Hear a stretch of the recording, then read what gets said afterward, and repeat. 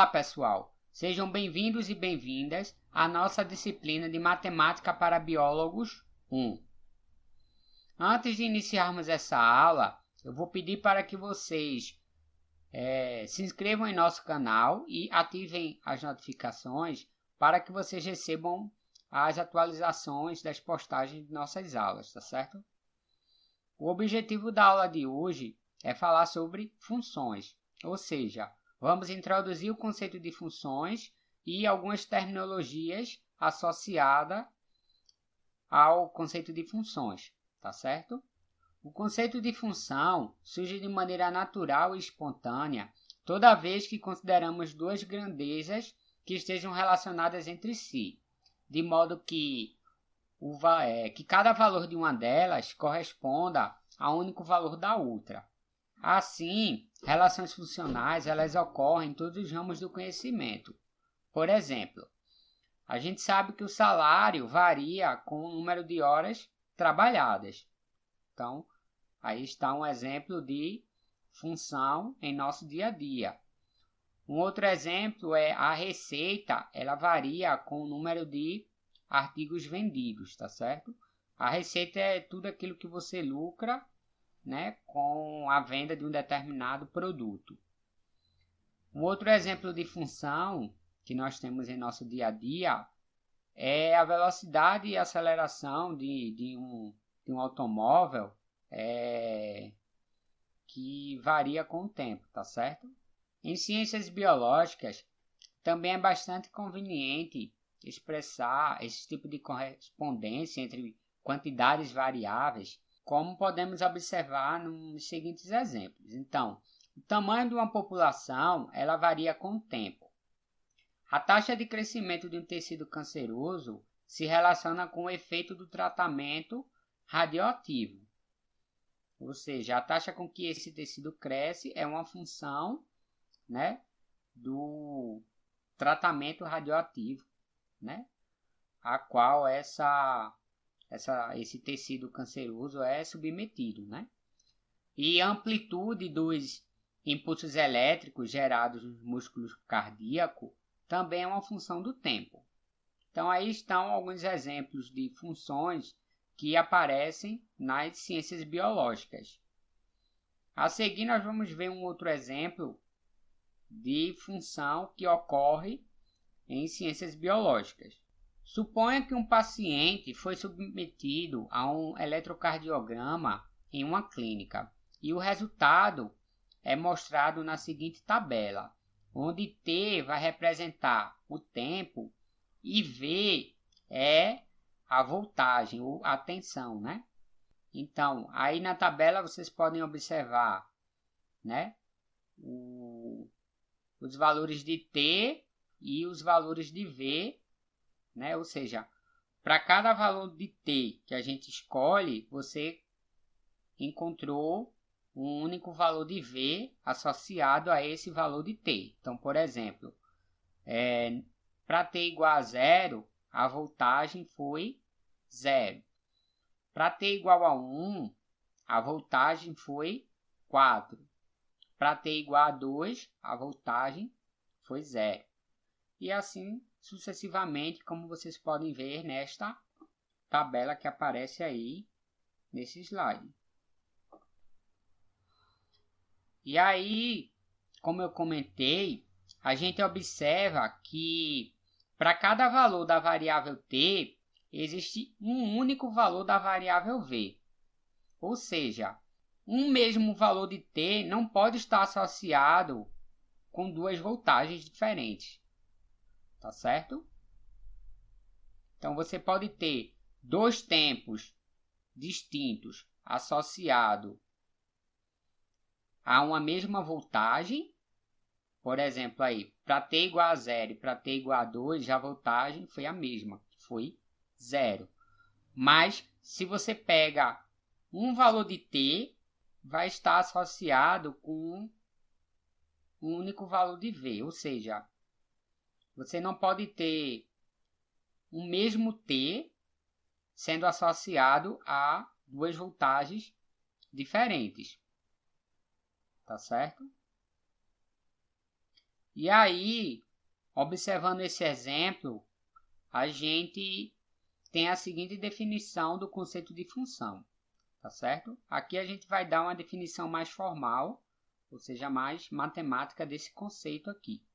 Uma função de um conjunto A e um conjunto B é uma correspondência ou regra que vai associar a cada elemento x que está no conjunto A. E aí, para quem não sabe, essa anotação aqui é uma forma de dizer que um elemento x pertence ao conjunto A, ou seja, x é um membro do conjunto A. Essa é uma maneira matemática de se escrever essa informação, tá certo? Ou seja, a função de um conjunto A em um conjunto B vai ser uma correspondência ou uma regra que vai associar cada elemento que está em um conjunto A exatamente um elemento que está no conjunto B. Tá certo? E aí a maneira de denotar uma função é escrever f que vai de A em B. Então aqui está o seu conjunto A e aqui o seu conjunto B. E cada elemento que está aqui no conjunto A vai ser associado a exatamente um elemento que está aqui no conjunto B. Tá certo? Eventualmente pode ter elementos aqui no conjunto B que não está associado a ninguém do conjunto A. Isso não tem nenhum problema. O que não pode é ter um elemento aqui no conjunto A sendo associado a dois elementos diferentes aqui nesse conjunto B. Então, eu não poderia ter, por exemplo, esse elemento aqui, ele já está associado com esse. Então, eu não posso pegar esse elemento aqui e associar a ele também. Tá certo? Porque aí, isso não é função. E aí, um vocabulário associado a esse conceito é que o valor que essa função associa a um certo número x que está no conjunto A, a gente representa ele como f de x. Tá certo? E aí a gente lê essa informação como f de x, assim, do jeito que eu falei. E aí uma outra maneira interessante de se pensar uma função é como se fosse uma máquina que transforma, por exemplo, um número que está em um conjunto A em um número do conjunto B usando um certo processo, né, que vai ser especificado pela regra funcional. Então, aqui a gente está observando a nossa função, né, como uma máquina onde você dá a ela um número x e ela vai lhe retornar um número f de x, que vai ser dado, né, por alguma regra ou expressão matemática. Mais adiante a gente vai ver como é que é essas expressões aí. E aí é importante falar sobre algumas terminologias ou vocabulário associado ao conceito de função. Então, aqui eu estou considerando a minha função f, que vai do conjunto A no conjunto B. E aí esse conjunto A, né, que a gente chama do conjunto de partida, ele é denominado ou chamado o domínio da sua função. E ele é frequentemente denotado por df. Tá certo? O conjunto B, que é esse conjunto de chegada, ele é chamado de contradomínio da função. E normalmente, ou frequentemente, ele pode ser denotado por CD com índice f, ou seja, o contradomínio da função f. E aí, o conjunto de valores de y que está no contradomínio, que está associado a alguém que vem lá do domínio, ele vai ser um elemento que está na imagem de f. Ou seja, o que é o conjunto imagem de F? Vai ser todo elemento que está no seu contradomínio que está sendo associado a alguém que está lá no domínio. Tá certo? Então, matematicamente, a gente escreve o conjunto imagem de F nesse formato aí, ou seja, é todo mundo que está no contradomínio que está associado, né, através da função, né, a algum elemento x que está no domínio. E aí, frequentemente, esses elementos x e y são chamados variáveis independente e dependente. Ou seja, x é chamado a variável independente e y é a variável dependente, né?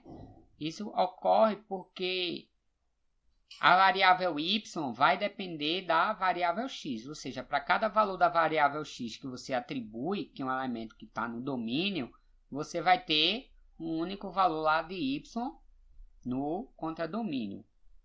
Uma observação importante que pode ser feita é que o conjunto imagem ele vai sempre estar contido no contradomínio da nossa função, mas nem sempre a imagem da nossa função vai ser todo o contradomínio, tá certo?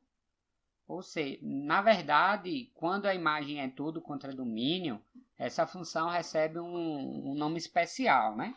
Que são as funções sobrejetivas.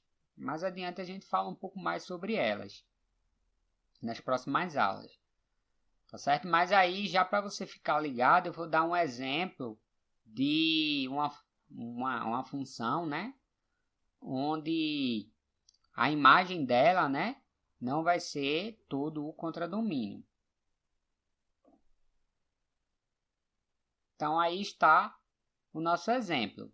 Então, a gente vai considerar os conjuntos A, né, com elementos 0, 1, 2 e 3, e o conjunto B com elementos 0, 1, 2, 3, 4 e 5, e vai considerar a função definida pela regra f de x igual a x. E aí vamos ver quem é o domínio, quem é o contradomínio e quem é a imagem dessa função, né? Então, essa nossa função, ela está indo de A em B, né? De modo que o meu domínio vai ser todo o conjunto A e o meu contradomínio vai ser todo o conjunto B. E aí a minha regra vai pegar um elemento x e vai levar no próprio x. Ou seja, por exemplo, quando eu boto x igual a 0, quem é o f de 0? Vai ser o 0 também. Então, o 0 vai estar sendo levado no 0. Quando eu boto x igual a 1, quem é o f de 1? Pela regra, vai ser o próprio 1. De modo que o 1 está sendo levado no próprio 1. E assim, sucessivamente, o 2 está sendo levado no 2 e o 3 está sendo levado no 3. E aí note que aqui o 4 e o 5, né, não está sendo associado a ninguém que vem de A, né? Isso não tem problema, tá certo? E aí, quando você olha para os elementos do conjunto B que estão sendo associados a alguém de A, esse é o conjunto imagem da sua função, né? Então, a nossa imagem vai ser o conjunto com os números. Então, quem é do conjunto B que está sendo associado a alguém de A? Então, a gente tem o 0, o 1, o 2 e o 3. De modo que o 4 e o 5, eles não estão na imagem. Então, eles não pertencem ao conjunto imagem de F. Tá certo, pessoal? E aí, para quem não conhece, esse símbolo aqui, né, é usado para dizer que um determinado elemento não pertence a um determinado conjunto.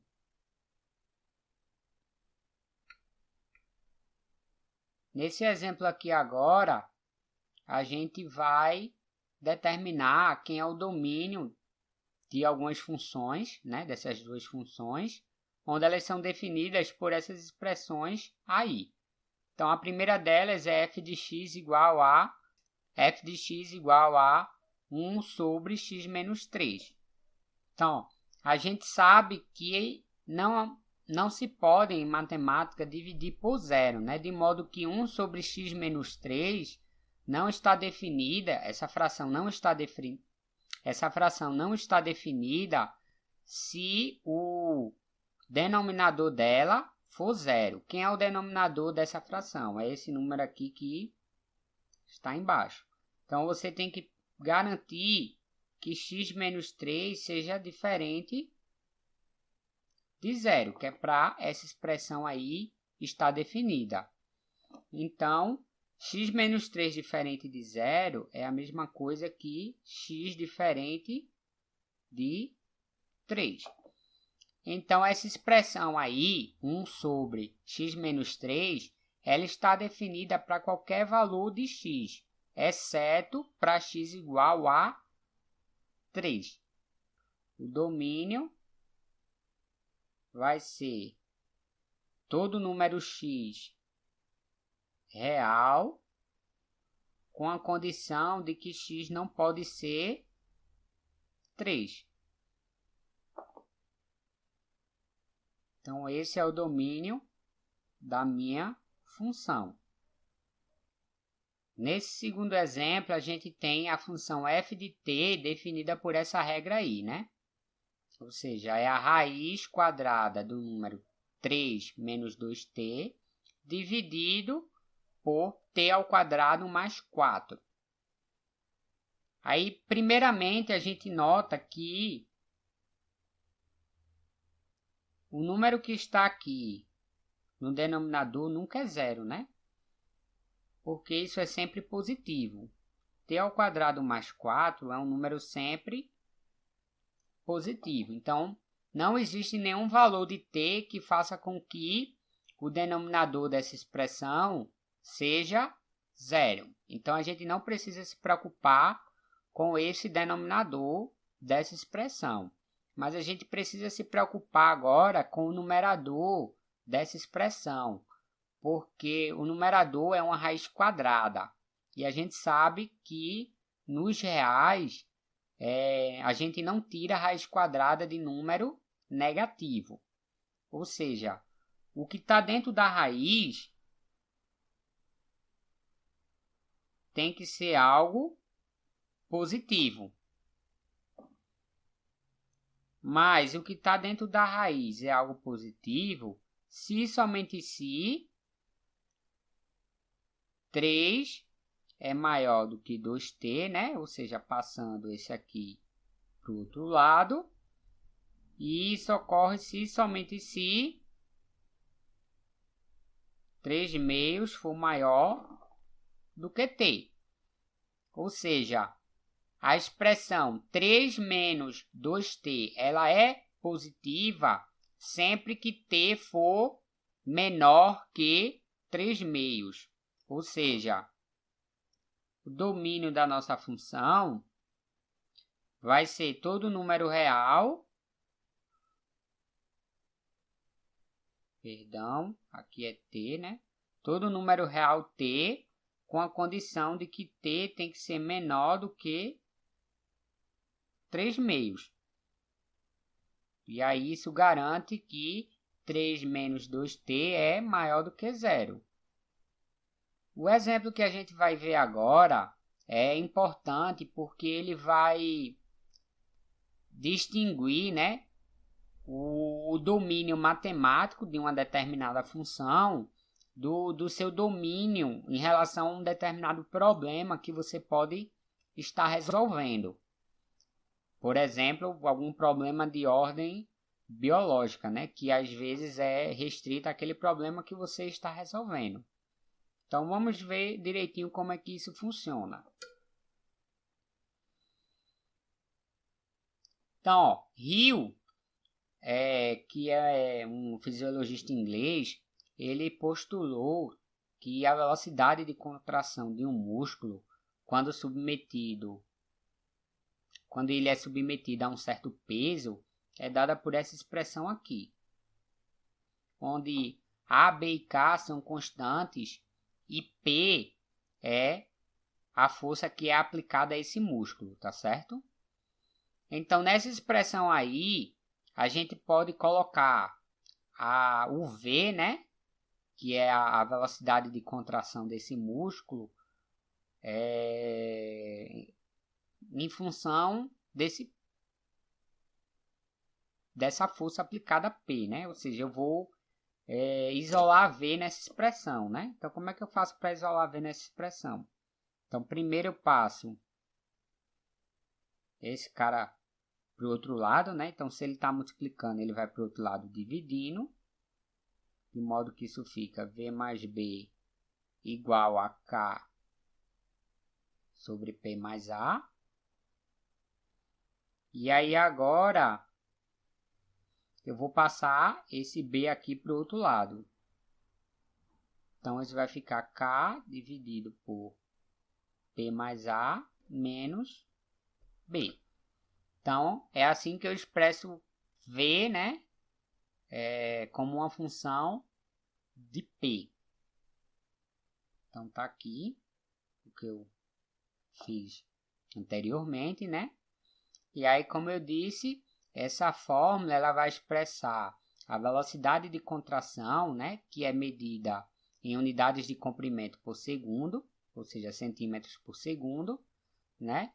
Como uma função da força-peso, né? Que vai estar sendo aplicada ao músculo, né? E aí, utilizando alguns dados experimentais, o Rio ele viu que para o caso do músculo do sapo, onde ele usou K como sendo 87,81, A como sendo 14,35 e B como sendo 1,03, ele construiu uma seguinte tabela, né, onde ele determina o valor de V, né, em função desse peso, né, aplicado aí ao músculo. Então tá aqui a tabela, né, onde a gente vai, para cada valor de P que a gente calculou, né, a gente encontrou o valor de V, né. E aí, nota o seguinte, a gente viu que V era igual a K, né, sobre P mais A menos B. E aí, matematicamente, essa expressão ela é definida para qualquer valor de P, né? Com exceção de P igual a menos A, né? Porque se P for igual a menos A, esse denominador aqui, ele é zero, né? E não pode. Então, você tem que pedir que P mais A seja diferente de zero, ou seja, que P seja diferente de menos A. Então, matematicamente, o domínio da minha função V vai ser todo P real, com a condição de que P tem que ser diferente do valor de menos A.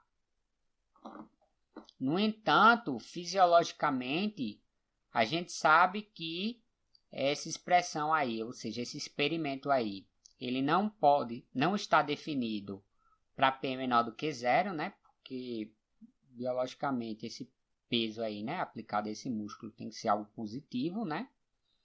E quando você monta a tabela, né, com alguns valores de P, você consegue notar que para P maior do que 70, essa expressão vai deixar de fazer sentido, porque a velocidade de contração desse músculo vai passar a ser negativa, o que também não faz sentido fisiologicamente.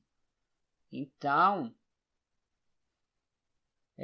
biologicamente, essa minha, vamos botar assim, domínio biológico, né, desse meu problema, né, vai ser todo o valor de P,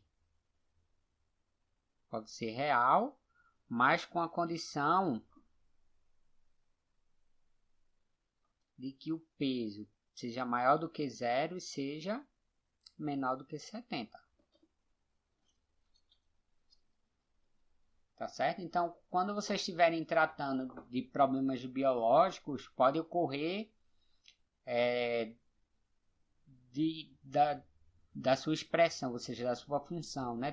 Tem um certo domínio matemático, mas para termos de aplicação, o domínio dessa função é outro, né? E aí tudo depende do que você vai estar resolvendo, tá certo? A gente vai ver aqui um outro exemplo, onde agora a gente vai estar interessado em calcular o valor da função, né, em alguns números do domínio. E aí o exemplo é o seguinte: um estudo encomendado por uma empresa de TV via satélite mostra que o número de clientes que podem ser atendidos por hora pela central de atendimento, ela é dada por essa expressão aí, ou seja, N de O é igual a 30 vezes raiz de O menos 1, onde esse O vai ser o número de operadores que estão lá na central, né? E aí eu quero que vocês calculem o N de 5, o N de 17, o N de 1, o N de 0 e interpretem esses resultados. Ou seja, você quer saber, por exemplo, o número de clientes que podem ser atendidos por hora quando o número de operadores é 5, o número de clientes que podem ser atendidos por hora quando o número de operadores é 17, e o número de clientes que pode ser atendido por hora quando o número de operadores é 1 e 0. Tá certo? Então tá aqui as informações do nosso exemplo, né? E aí vamos a essas contas. Então, antes de efetuarmos essas contas, vamos só notar um negócio aqui, né? A gente sabe que para essa expressão ela está definida, né, matematicamente, o número que está dentro da raiz precisa ser maior do que 0, né? Porque não há raiz de número negativo no conjunto dos números reais, né? Então, a gente precisa que θ menos 1 seja maior do que 0. E isso ocorre somente se o θ for maior do que 1. Ou seja, o domínio da minha função n vai ser todo o valor θ real, tal que θ é maior do que 1. Né? Note que esse domínio que eu estou... θ não, perdão, é O. Notem que esse domínio aí que eu encontrei é o domínio matemático, né? Ou seja, obviamente a gente sabe que para o problema, né, o número de operadores tem que ser positivo, né? E além disso tem que ser um número inteiro, né? Ou seja, tem que ser um inteiro positivo, né? Então vamos agora calcular quem é n de 5. Então, na expressão onde tem O, você vai substituir por 5. Então, isso fica 30 vezes raiz de 5 menos 1, que dá 4. Raiz de 4 é 2. Então, isso fica 30 vezes 2, que dá 60. Então, o que isso quer dizer? Isso significa dizer que quando eu tenho 5 operadores na minha central, eu consigo atender 60 clientes por hora.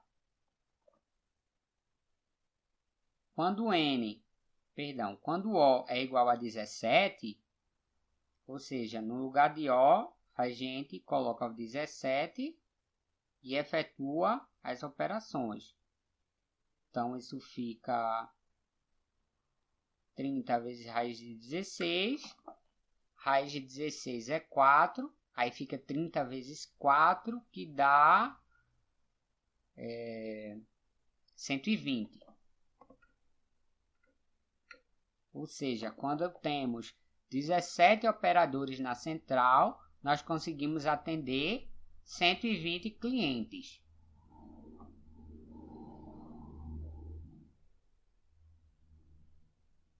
Se N é igual a 1, se O é igual a 1, ou seja, se eu só tenho um operador na central, a minha expressão diz que eu não consigo atender nenhum cliente, tá certo? Perdão, aqui o domínio é maior igual, né? Porque o que está dentro da raiz pode ser 0. No entanto, o N de 0 não está definido.